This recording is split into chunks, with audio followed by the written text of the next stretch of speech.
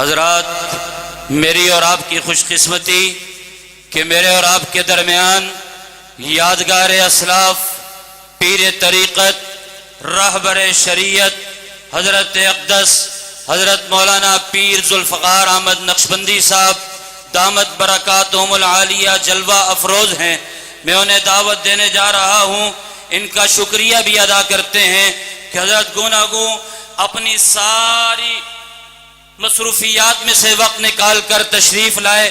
حضرت کا ایک بیرون ملک اور اندرون ملک حلقہ احباب بہت بڑا ہے، حضرت کا شکریہ بھی ادا کرتے ہیں اور نعروں کی گونج میں استقبال کیجئے۔ درخواست کر رہا ہوں پیر طریقت، رہبر شریعت حضرت مولانا پیر ذوالفقار احمد نقشبندی صاحب، نعرہ تکبیر بلند آواز سے جواب دے کے استقبال کیجئے۔ نعرہ تکبیر۔ تاج و تخت ختم نبوت، تاجدار ختم نبوت۔ الحمدللہ وکفا وسلام علی عبادہ الذین اصطفیٰ، اما بعد، اعوذ باللہ من الشیطان الرجیم، بسم اللہ الرحمن الرحیم، یا ایہا الذین آمنوا لا تتخذوا الکافرین اولیاء من دون المؤمنین، وقال رسول اللہ صلی اللہ علیہ وسلم انہ سیکون فی امتی 30 کذابون کلہم یزعم انہ نبی انا خاتم النبیین لا نبی بعدی، سبحان ربک رب العزت عما یصفون وسلام علی المرسلین والحمد للہ رب العالمین۔ اللہم صلی علی سیدنا محمد وعلی آل سیدنا محمد وبارک وسلم۔ نبی علیہ الصلوۃ والسلام نے ارشاد فرمایا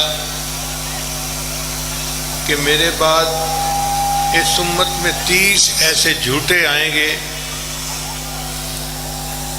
ان میں سے ہر بندہ کہے گا کہ میں نبی ہوں، حالانکہ میں خاتم النبیین ہوں، میرے بعد کوئی نبی نہیں آئے گا۔ آپ امت کی تاریخ پڑھ کر دیکھ لیجئے، ایسے کئی مسلمہ کذاب لوگ اس امت میں آئے ہیں، مگر ایک نقطہ غور طلب ہے کہ کسی کا پیغام چند سال رہا، کسی کا چند مہینے رہا، مگر 14ویں صدی میں ایک ایسا مکار پیدا ہوا جس نے جھوٹی نبوت کا دعویٰ کیا، اور 100 سال گزرنے کے بعد بھی اس کی ذریت ابھی موجود ہے۔ آپ نے کبھی سوچا کہ اس کے پیچھے راز کیا ہے؟ راز یہ ہے کہ برطانیہ حکومت نے اس نبی کو کھڑا کیا اور اس میں ان کے مذموم مقاصد تھے، اور مرزا قادیانی نے ان کے مقاصد کو پورا کیا۔ ایک مقصد تو یہ تھا کہ یہ لوگوں کو حکومت برطانیہ کی اطاعت پر برانگیختہ کرے، اور دوسرا حکومت کے خلاف جہاد کو حرام قرار دے، اور تیسرا اسلام کے احکام کو جتنا مسخ کر سکتا ہے اتنا کر دے۔ اور مرزا قادیانی نے یہ تینوں مقاصد خوب پورے کیے، چنانچہ وہ اپنی زبان سے اعتراف کرتا ہے۔ یہ 19 اکتوبر کے الفضل میں لکھا ہے، اس کا ریفرنس ہے۔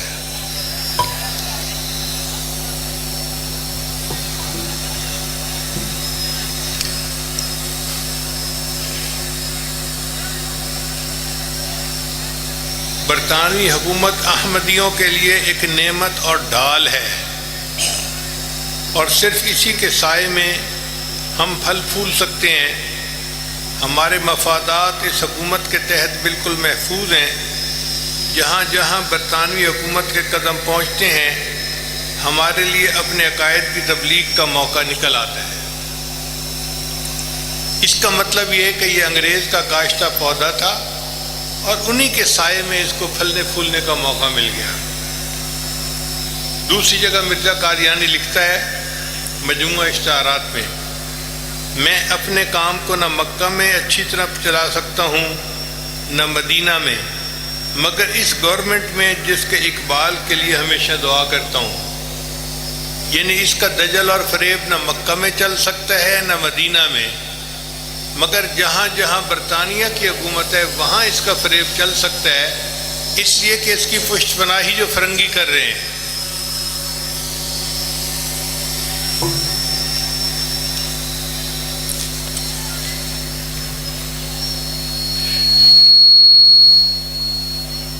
مرزا قادیانی اپنی کتابوں میں گورنمنٹ برطانیہ کو ابر رحمت کہتا ہے، رحمت کا بادل۔ اب آپ بتائیں کہ ایک کافر حکومت کو وہ رحمت کا بادل کہہ رہا ہے۔ لکھتا ہے ہماری ایمانداری کا یہ تقاضا ہونا چاہیے کہ ہم دل سے اقرار کریں کہ در حقیقت یہ گورنمنٹ ہماری محسن ہے، ہم اس گورنمنٹ کی وجہ سے ہزاروں بلاؤں سے بچے اور ہمیں وہ آزادی ملی جس کے ذریعے سے ہم دین اور دنیا دونوں کو درست کر سکتے ہیں۔ بس اگر اب بھی ہم اس گورنمنٹ کے خیر خواہ نہ ہوں تو خدا تعالیٰ کے سامنے ناشکرے ٹھہریں گے۔ اور مرزا قادیانی نے یہ بھی لکھا کہ یہ وہ تمام باتیں ہیں جس کو میں نے مختلف کتابوں میں شائع کیا اور 16 برس تک برابر میں اس خدمت کو بجا لاتا رہا، یعنی 16 برس یہ فرنگی حکومت کی اطاعت کے لیے لوگوں کو ترغیب دیتا رہا۔ اس کی جھوٹی نبوت کا اور اس سے بڑا کیا ثبوت ہو سکتا ہے؟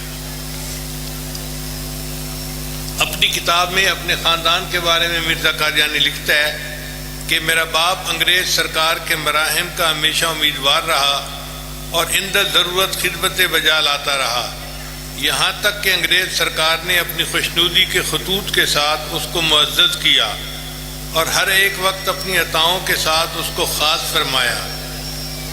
بھئی جب آپ حکومت کی تعریف کریں گے تو آپ کو کھانے کے لیے چھیچڑے ملیں گے جس پر آپ پلتے رہیں گے، تو تعریف تو آپ نے کرنی ہے۔ لکھتا ہے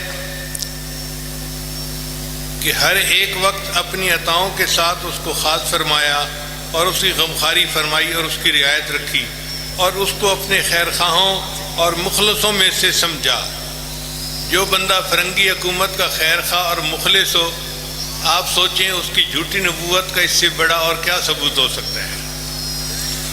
پھر جب میرا باپ وفات پا گیا، ان خصلتوں میں اس کا قائم مقام میرا بڑا بھائی ہوا جس کا نام مرزا غلام قادر تھا، اور انگریز سرکار کی عنایات اس کے شامل حال ہو گئیں جیسی کہ میرے باپ کے شامل حال تھیں، اور میرا بھائی چند سال کے بعد اپنے والد کے فوت ہو گیا۔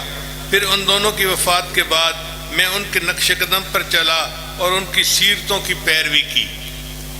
خود اپنی زبان سے اقرار کر رہا ہے کہ ہم انگریز سرکار کے نسلی غلام ہیں، میرا باپ بھی ان کی خدمتیں کرتا تھا، بھائی بھی کرتا رہا، اور میں بھی ان کے نقش قدم پر چلا۔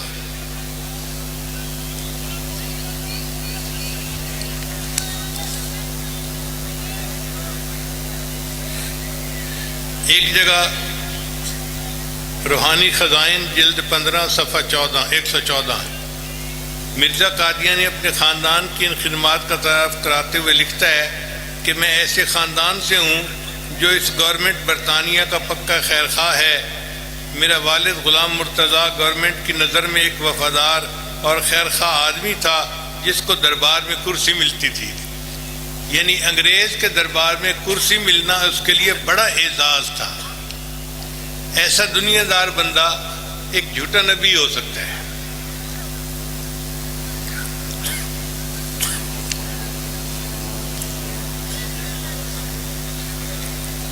اللہ تعالیٰ قرآن مجید میں ارشاد فرماتے ہیں، اے ایمان والو لا تتخذوا الکافرین اولیاء من دون المؤمنین، تم ایمان والوں کے بجائے کافروں کو دوست مت بناؤ۔ تو مومن کو چاہیے کہ کافروں کے ساتھ کاروباری تعلق تو رکھ سکتا ہے، شریعت اجازت دیتی ہے، لیکن دلی محبت صرف ایمان والوں کے ساتھ ہونی چاہیے، کافروں کے ساتھ دلی محبت کا تعلق نہیں ہونا چاہیے۔ اب مرزا قادیانی کی نعرہ تکبیر، نعرہ تکبیر، تخت ختم نبوت حضرت امیر مرکزی عالمی مجلس تحفظ ختم نبوت، نعرہ تکبیر۔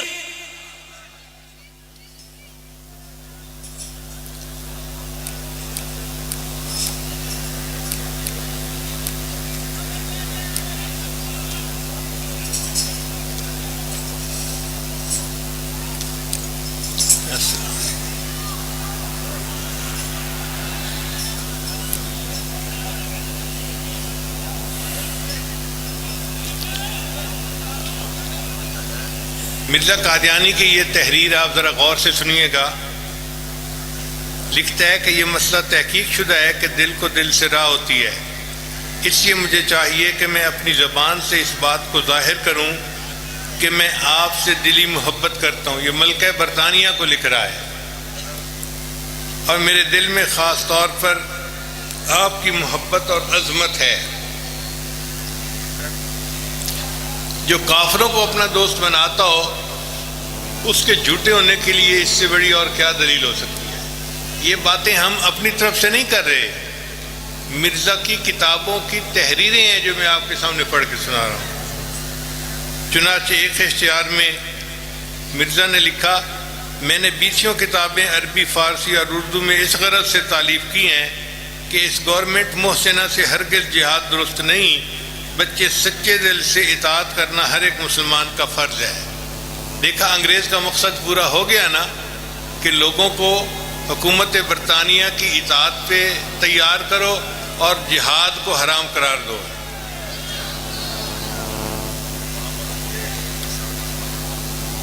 مرزا نے اپنی کتاب میں یہ بھی لکھا، اس حکومت کے پاس میرا کوئی ہمسر اور نصرت و تائید میں مثیل نہیں، یعنی جیسا میں اس کا مددگار ہوں حکومت کا، اور کوئی ہے ہی نہیں۔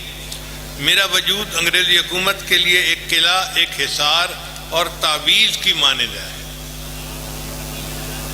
اللہ تعالی ہمیں اس جھوٹ سے بچنے کی توفیق عطا فرمائے، اور اس فتنے سے امت کو اللہ تعالی محفوظ فرمائے۔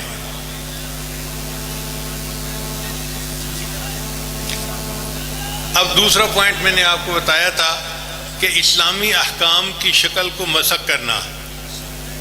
ذرا غور کیجئے گا، توجہ سے بات سنیے گا۔ مرزا قادیانی نے لکھا، اسلام کے دو حصے ہیں، اسلام کے دو حصے ہیں، ایک اللہ تعالیٰ کی اطاعت کرنا اور دوسرا حکومت برطانیہ کی اطاعت کرنا۔ یہ بہت عام فہم سی بات ہے، آپ بھی سمجھتے ہوں گے کہ یہ کیسی بات اس نے کر دی کہ اسلام کے دو حصے ہیں، ایک اللہ تعالیٰ کی اطاعت کرنا اور دوسرا حکومت برطانیہ کی اطاعت کرنا۔ قرآن مجید کے بارے میں مرزا قادیانی نے لکھا کہ قرآن شریف اللہ کی کتاب ہے اور میرے منہ کی باتیں ہیں۔ یعنی اس خبیث نے تو یہ دعویٰ کیا کہ قرآن مجید گویا میرے اوپر اترا اور میں نے آگے جو ہے اس کو بیان کیا ہے۔ وحی کے بارے میں لکھتا ہے، جو کچھ میں اللہ کی وحی سے سنتا ہوں، خدا کی قسم اسے ہر قسم کی خطا سے پاک سمجھتا ہوں۔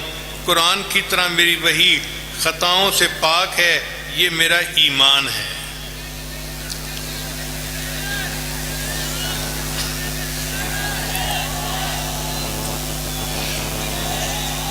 حج کے بارے میں لکھتے ہیں، ذرا غور کیجئے گا، لوگ معمولی اور نفلی طور پر حج کرنے کو بھی جاتے ہیں، مگر اس جگہ یعنی قادیان آنا نفلی حج سے ثواب میں زیادہ ہے اور غافل رہنے میں نقصان اور خطرہ، کیونکہ یہ سلسلہ آسمانی ہے، حکم ربانی ہے۔ نعرہ تکبیر، تاج و تخت ختم نبوت۔ آپ حضرات توجہ اور دھیان سے سنیں، شور نہ کریں، مہربانی ہوگی۔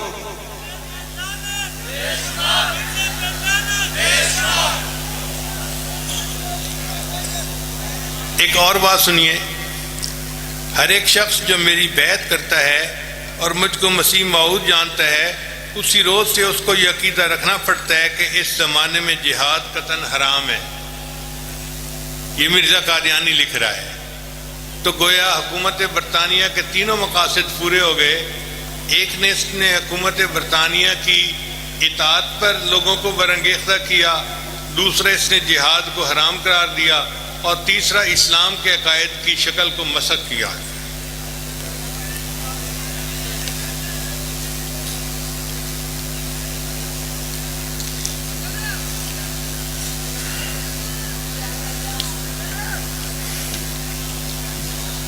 اب میں آخری بات کرتا ہوں، بات کو مجھے سمیٹنا ہے کہ مرزا قادیانی نے دعوے کیا کیے۔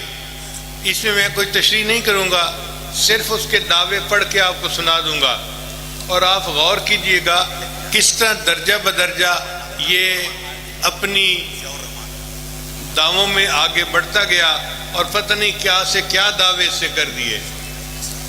پہلا دعویٰ، میں سور مار ہوں۔ دوسرا، میں امین الملک جے سنگھ بہادر ہوں۔ یعنی اس نے سکھوں کا نام لیا، ہندوؤں کا نام لیا، اور دیکھا کہ لوگوں کا ریئیکشن کیا ہوتا ہے، پھر اس کے بعد اگلا قدم اٹھاؤں گا۔ پھر اس نے لکھا اپنے روحانی خزائن میں کہ میں کرشن ہوں۔ پھر لکھا کہ میں آریوں کا بادشاہ ہوں۔ پھر اس نے لکھا میں گورنمنٹ برطانیہ کا تابع ہوں۔ جب یہ سارے دعوے اس نے کر لیے، اب اس کو جرأت ہوئی آگے قدم بڑھانے کی، لکھتا ہے کہ میں خاتم الاولیاء ہوں۔ پھر لکھتا ہے کہ میں مجدد ہوں، مہدی ہوں اور مسیح ہوں۔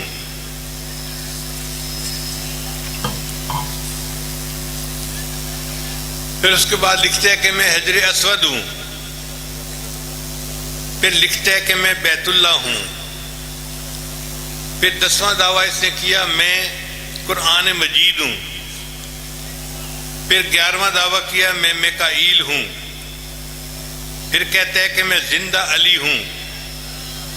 پھر لکھتا ہے میں مدینۃ العلم ہوں۔ پھر لکھتا ہے میں ابن مریم ہوں۔ پھر اس کے بعد دعویٰ کیا میں ابن مریم سے افضل ہوں۔ اس کے بعد اس نے کہا میں رسول بھی ہوں اور نبی بھی ہوں۔ پھر اس کے بعد کہتے ہیں میں تمام انبیاء کا مجموعہ ہوں۔ اور پھر 17ویں بات، نعرہ تکبیر، تاج و تخت ختم نبوت، عالمی مجلس تحفظ ختم نبوت۔ اور پھر آخری بات لکھتا ہے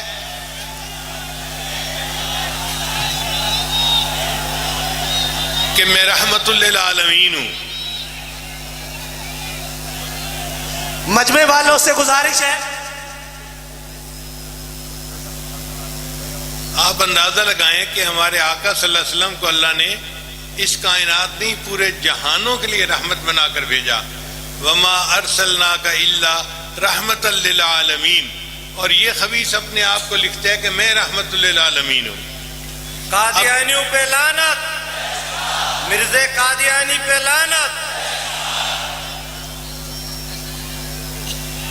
بھئی حضرت نے یہ نعرہ لگایا ہے تو آپ حضرات جتنی آپ کو نبی علیہ السلام سے محبت ہے اتنے زور کے ساتھ اس کا جواب دیں۔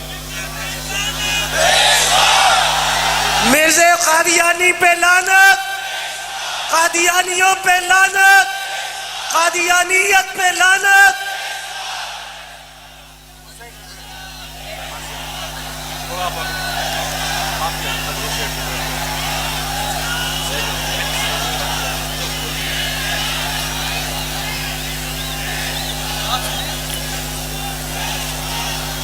توجہ فرمائیے، پھر اگلا دعویٰ یہ کرتا ہے میں عرش خدا ہوں۔